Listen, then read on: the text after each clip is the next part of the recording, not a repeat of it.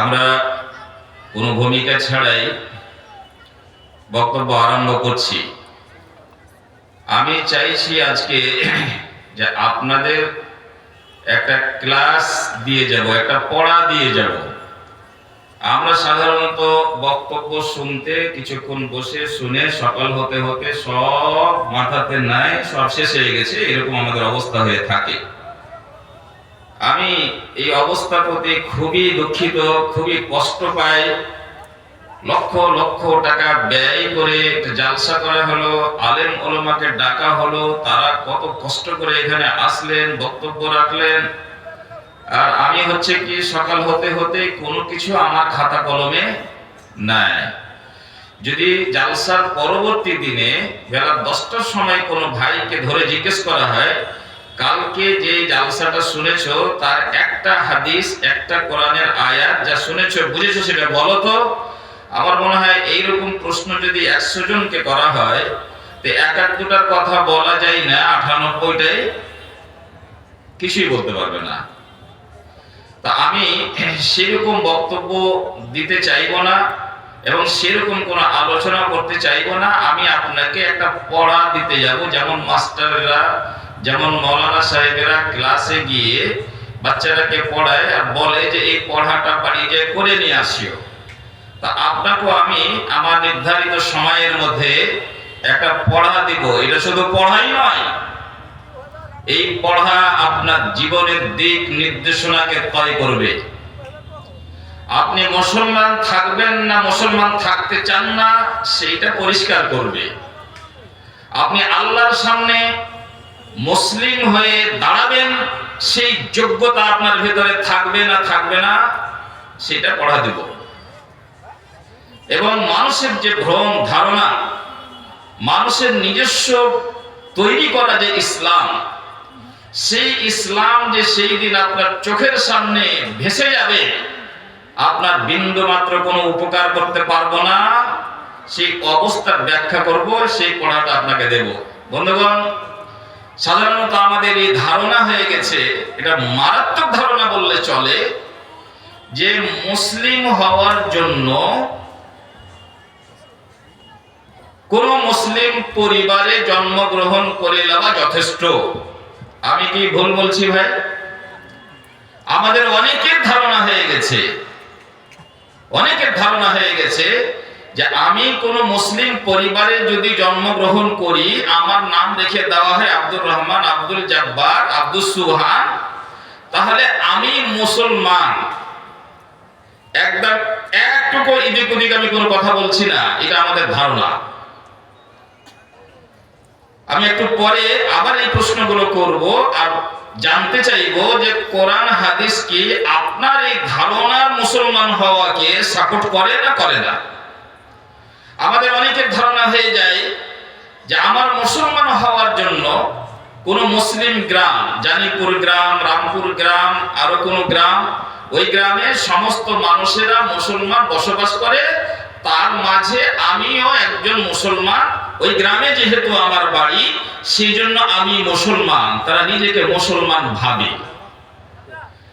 আবার অনেক সময় নিজেকে মুসলমান ভাবার জন্য এটুকু যথেষ্ট মনে করে যে আমি কোনো হাজী সাহেবের পোতা, ইমাম সাহেবের লাতি, জুম্মা মসজিদের পাশে আমার বাড়ি, আমার নাম সাজিদুর রহমান, আব্দুল খাবির, আমার মা বোনদের নাম জাইনাব, ফাতেমা, আয়েশা, রহিমা বিবি, করিমা বিবি, বাহ দিব্যি। আমার নানা বড় মৌলানা ছিলেন, আমার বাবা মসজিদের সেক্রেটারি ছিলেন, তো আমিও মুসলমান।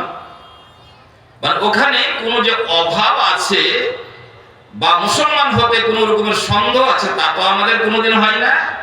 আমরা দিব্যি নিজেকে মুসলমান মনে করি। অনেক সময় আমরা নিজেকে মুসলমান হওয়ার জন্য আধার কার্ডে আমার নাম লেখা আছে সাইদুর রহমান, ভোটার কার্ডে আমার নাম লেখা আছে সাইদুর রহমান, আরো ব্লক অফিসে কোনো রেজিস্টারে নথিভুক্ত আছে আমার নামও, তারপরে আমি সরকারি খাতায় ভোটার লিস্টে আমার নাম মারিয়াম, আমার নাম মাজিদুর রহমান, আমার নাম ইত্যাদি ইত্যাদি, আমি মুসলমান।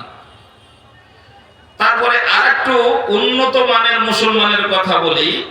আমরা অনেক সময় মনে করি মা বোনেরা আপনাদের জন্য খুবই গুরুত্বপূর্ণ এটা আলোচনা। এটা আমি আমার কোনো গৌরবের জন্য বলছি না। আপনি মিস করবেন, আপনি ভুল করবেন যদি আমার কথাগুলো ভালো করে না শুনেন। সুতরাং যারা রাস্তাঘাটে আছেন, এদিক ওদিক আছেন তো বসে, আবার ভাই এখানে দু তিনজন দাঁড়ালেন কেন, বসে যান। দাঁড়ানোর পারমিশন নাই, একদম নাই। হয় আপনি বাড়ি যাবেন, না এখানে বসে যাবেন, বসে যান। আর একটা উন্নত মানের মুসলমান হওয়ার ধারণা আমাদের এরকম হয়েছে যে সারা বছর 5 ওয়াক্তের নামাজ, তারপরে জুমার নামাজ ইত্যাদি ইত্যাদি এই সবের ধার ধারি না, না ধারলেও হবে।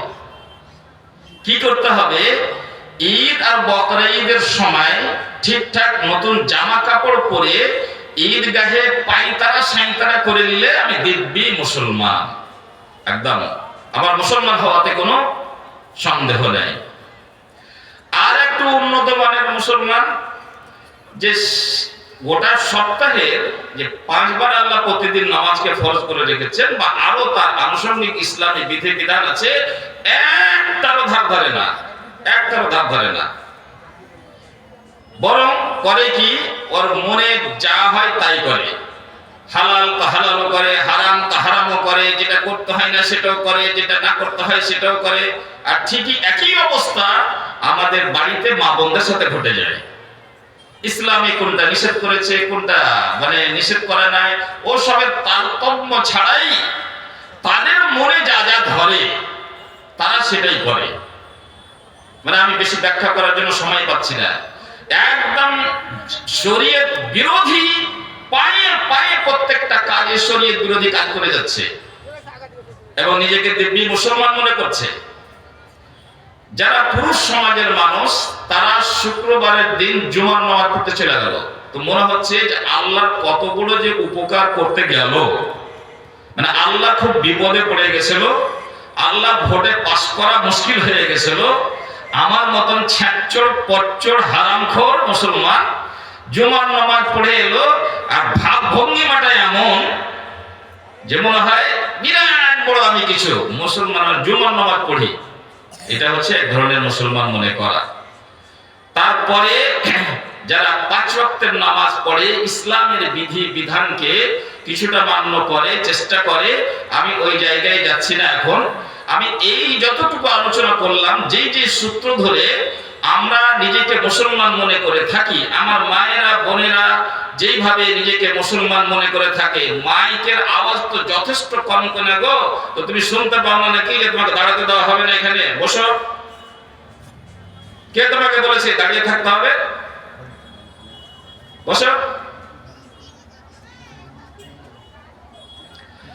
এবার আসি যে আল্লাহ এবং তার রাসূল যাকে ধরে আমরা মুসলিম হতে চেয়েছি, তার বিধানের সামনে বা তার নজরে কি এই ধরনের মানুষেরা যারা জুমার নামাজ পড়ে নেয়, যারা মানে ঈদগাহে নামাজ পড়ে নেয়, বা যারা সেটাও করে না, আধার কার্ডে নাম আছে মা মুসলমান, বাপ মুসলমান, গ্রাম মুসলমান, পাড়া প্রতিবেশী মুসলমান, এই ধারণা নিয়ে যারা নিজেকে মুসলমান মনে করে, শরীয়তের দৃষ্টিতে কি সত্যি তারা মুসলমান?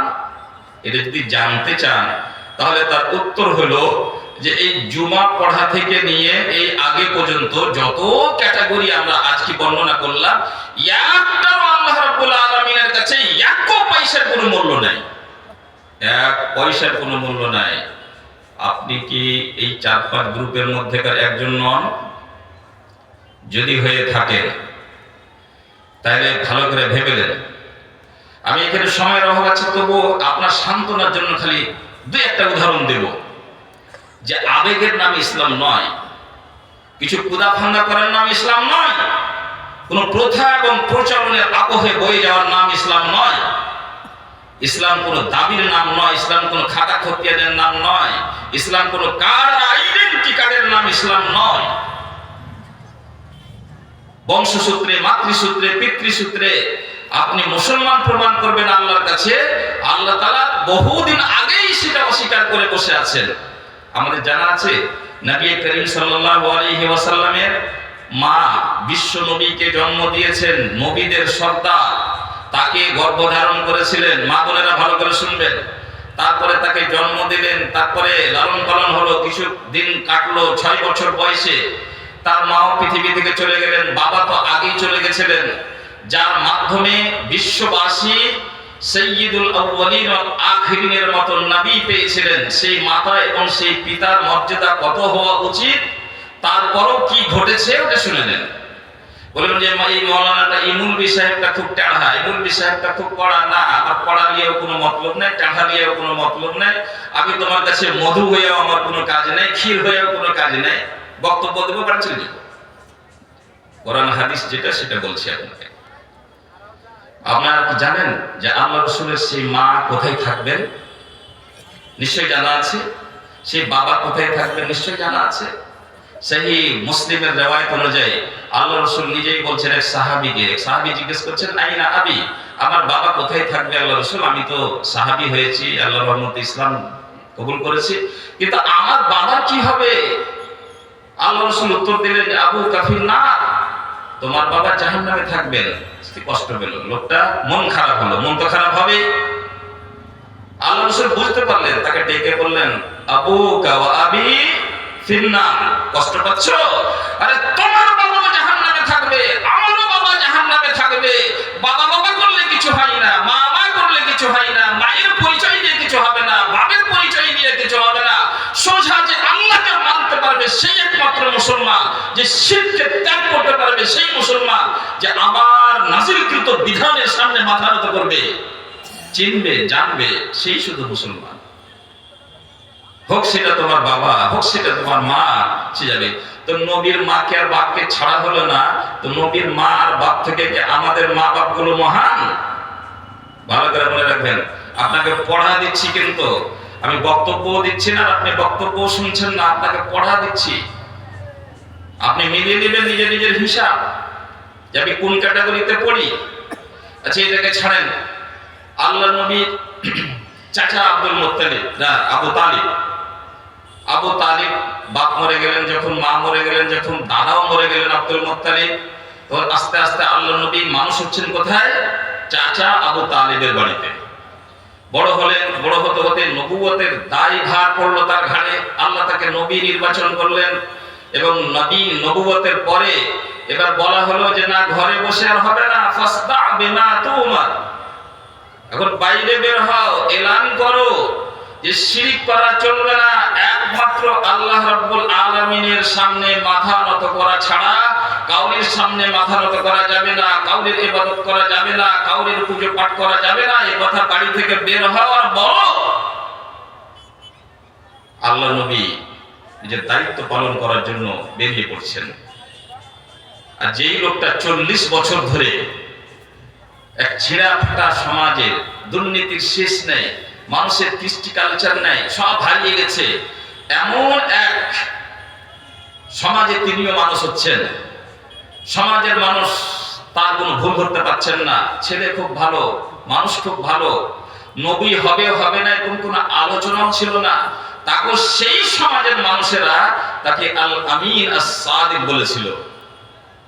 সত্যবাদী লোক এটা, আমানতদার লোক এটা, কত ভালো লোক এটা।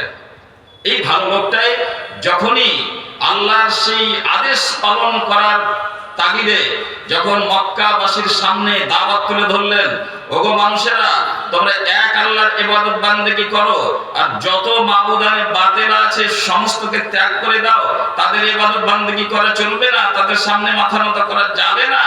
তখনই পুরো সমাজ তার উপরে খেপে গেল, এটা পাগল, এটা শয়তান, এটা বদমাশ, এটা বিয়ে করার জন্য এরকম করছে, এটা দেশে বড়লি মাতাব্বরি করার জন্য এরকম করছে, রাজত্ব দখল করার জন্য এরকম করছে, একে ভূতে ধরেছে।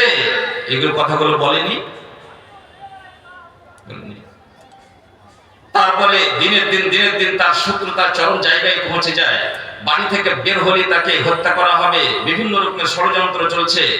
অনেক সময় তাকে বাইকাট করে দেওয়া হলো। কত কষ্ট করেছেন আল্লাহ রাসূল এবং তার সাহাবাবর্গরা সেই সংকটের সময়ে।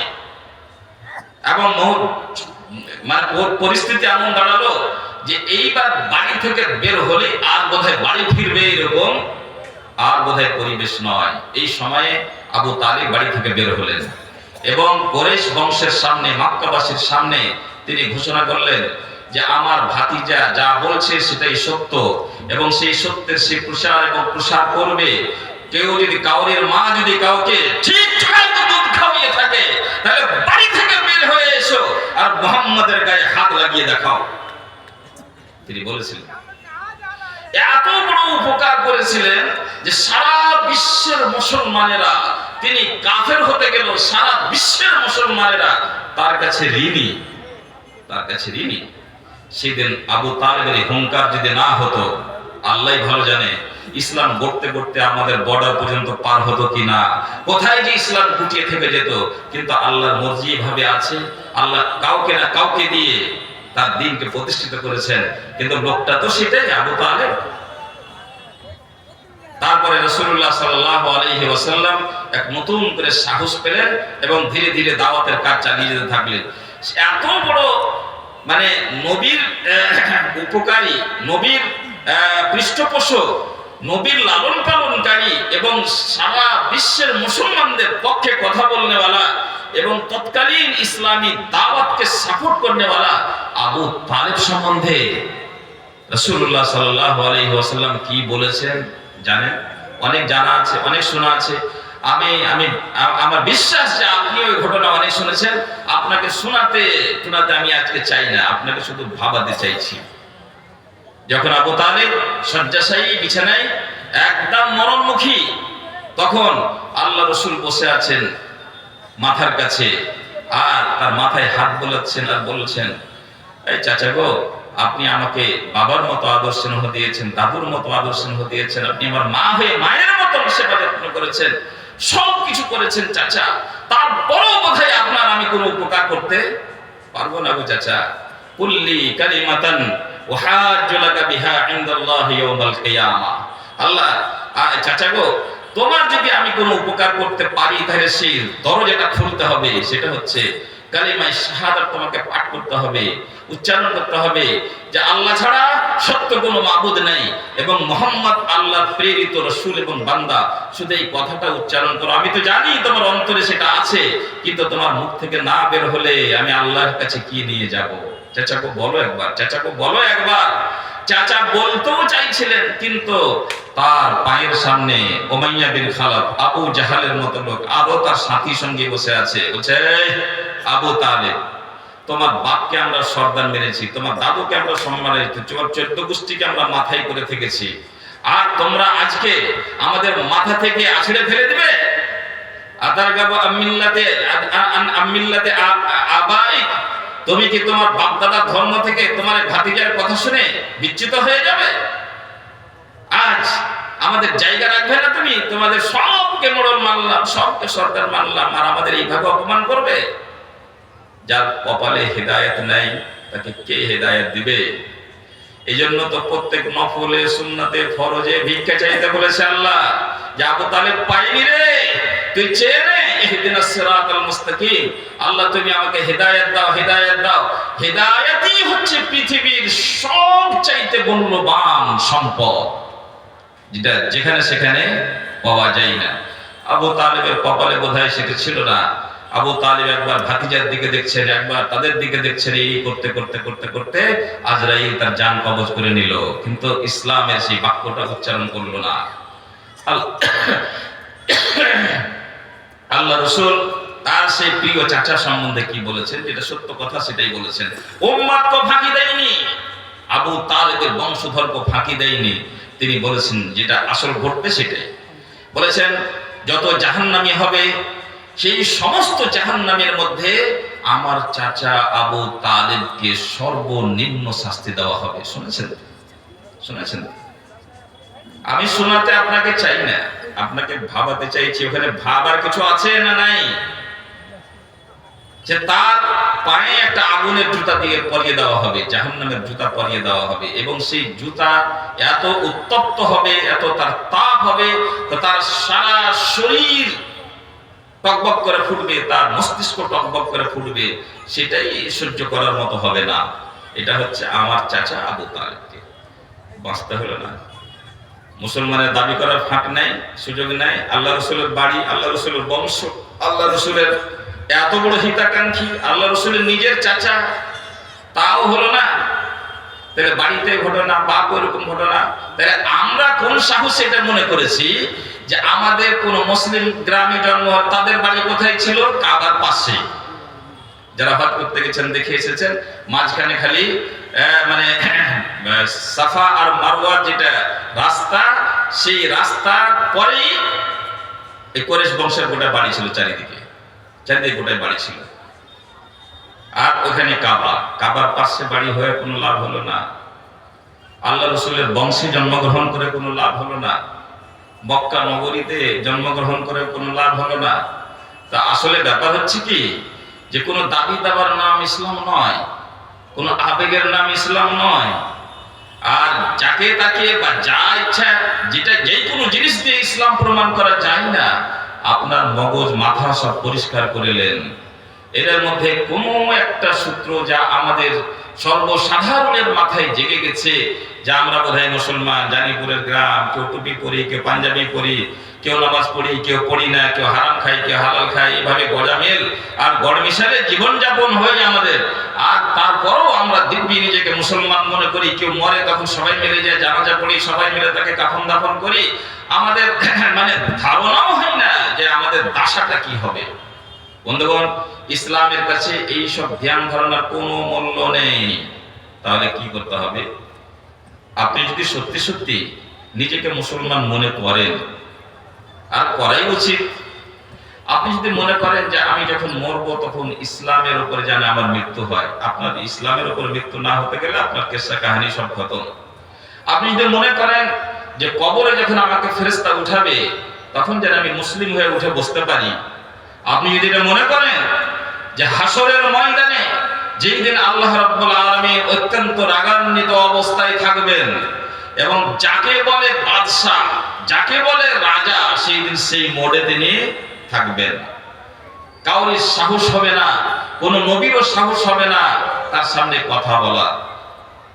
বছরকে বছর ধরে মানুষ বসে থাকবে, আল্লাহ পাককে এই কথা বলার কেউ হবে না, সাহস পাবে না যে আল্লাহ তাআলা বিচার টিচার কখন চালু হবে। তারপরে এই নবীর কাছে যাবে, ওই নবীর কাছে যাবে, শেষ পর্যন্ত আমাদের শেষ নবী মুহাম্মদ রাসূলুল্লাহ সাল্লাল্লাহু আলাইহি ওয়াসাল্লামকে বলা হবে যে আপনি আপনার রবকে বলুন যে আমাদের বিচারটা করে দিক, বিচারটা চালু হোক। দাঁড়িয়ে থাকা আর যাচ্ছে না। ওই হাসরের ময়দানে কতদিন দাঁড়িয়ে থাকবে তার কোনো হিসাব আছে? তারপরে তিনি আল্লাহর আরশের সামনে গিয়ে সাজদায় পড়ে যাবেন।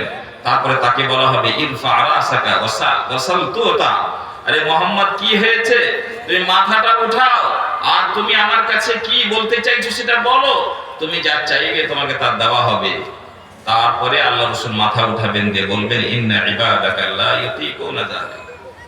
আল্লাহ হাসরের ময়দানে দাঁড়িয়ে থাকার যে যন্ত্রণা তোমার বান্দারা আর সহ্য করতে পারছে না, সুতরাং প্রসেসিংটা আগে বাড়ানো হোক।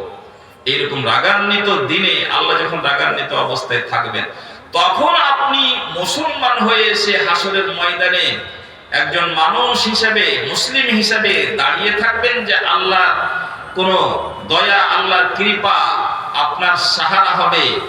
এই আশা যদি আপনার ভেতরে থাকে, মনের ভেতরে যে লালন করে থাকেন, তাহলে আপনাকে নতুন করে নড়ে চড়ে বসতে হবে। আপনি যদি নিজেকে মুসলমান মনে করেন, তাহলে আপনার জীবনে 4টা গুণ আপনাকে তৈরি করতে হবে। এই 4টা গুণের মধ্যে কোনো একটাও যদি মাইনাস হয়ে যায়, তাহলে আপনি কিন্তু মুসলমান হতে পারবেন না। সময় সীমিত, বিষয়টা খুব বড়, আমি এই জন্য চটচট করে চলে আসি। এই 4টা জিনিসই হচ্ছে আপনার পড়া। আপনাকে পড়াটা মুখস্থ করতে হবে। মুসলমান হতে গেলে এই 4টা কাজ আপনাকে করতে হবে, 4টা গুণ আপনার জীবনে আপনাকে তৈরি করতে হবে। তার মধ্যে 1 নম্বর হচ্ছে আল ইলম, জ্ঞান।